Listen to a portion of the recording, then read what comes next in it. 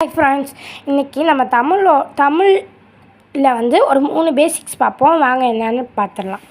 First உயிரெழுத்துக்கள் மொத்தம் 12. அது என்னென்னு பார்த்துடலாமா? அ, ஆ, இ, ஈ, உ, ஊ, ஏ, ஐ, ஓ, ஓ, ஔ. அடுத்தது ஆயுத எழுத்து ஒன்று தான். அக் மட்டும்தான் ஆயுத எழுத்து. நல்லா ஞாபகத்தில் வச்சுக்கோங்க. அக் அப்படின்றது மட்டும்தான் ஆயுத எழுத்து. அடுத்ததாக மெய் எழுத்துக்கள் மொத்தம் 18 இருக்குது. அது என்னென்னு பார்த்துடலாமா?